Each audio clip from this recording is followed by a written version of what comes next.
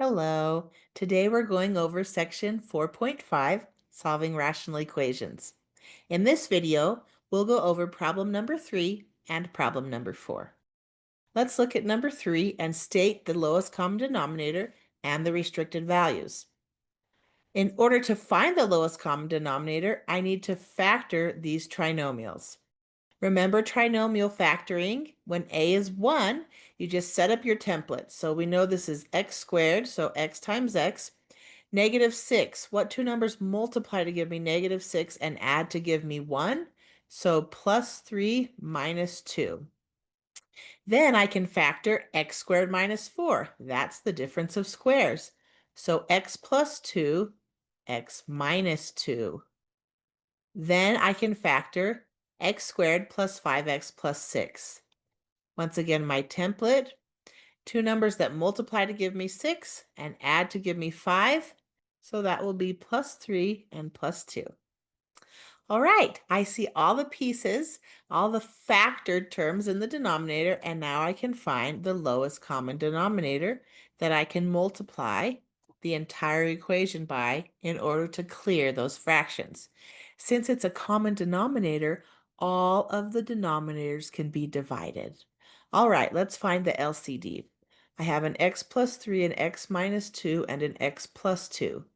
What can all of these be multiplied into?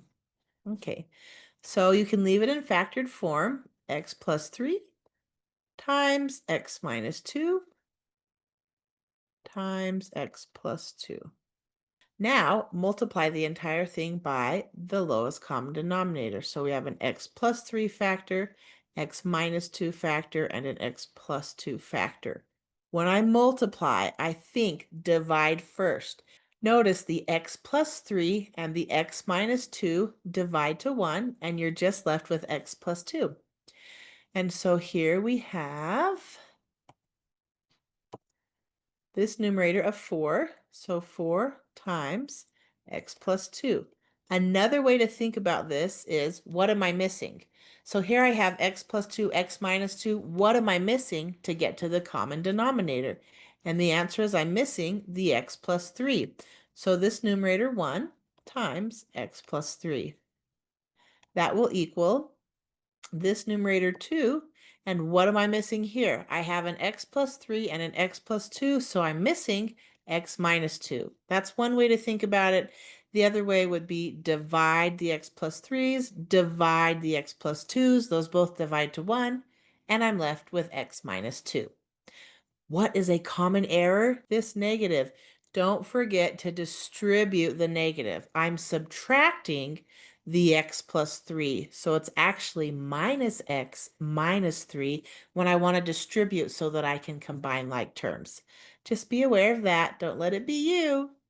Now I distribute. So 4x plus 8 minus x minus 3 equals 2x minus 4. And combine like terms. So I put the x's together. So I see 4x minus x, that's 3x.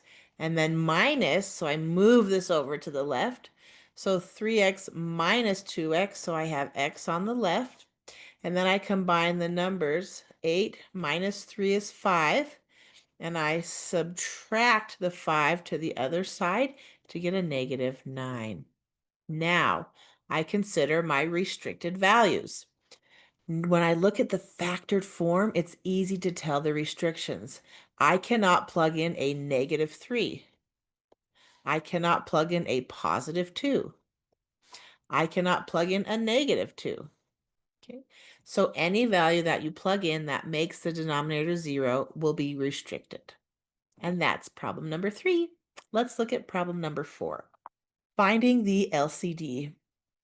I have x plus 1. I have x minus 1. And then I have x squared minus 1, which is the difference of squares. X plus 1, x minus 1. So the lowest common denominator would be x plus 1, x minus 1. Let's go ahead and state our restricted value. What can I plug in to make the denominator 0? So I cannot have that in my function. So I can plug in a negative 1 or a positive 1. So the restricted values here, negative 1 or 1. All right, let's multiply the whole entire thing by the common denominator. So x plus 1 times x minus 1.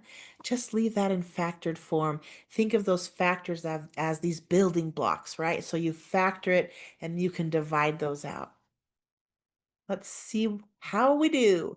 I can think about the x plus 1's dividing to 1, or I can say, hey, what am I missing?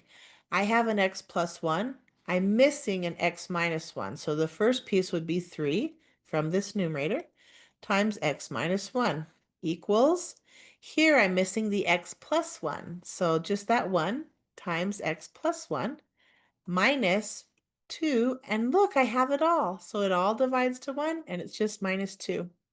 Now I can distribute and combine like terms to solve. 3x minus 3 equals x, and then 1 minus 2 is minus 1. I can subtract the x from both sides. So on the right, I get 0. On the left, I get 2x, and then I can add 3 to both sides. Once again, on the left, adding to 0, and on the right, 3 minus 1 is 2.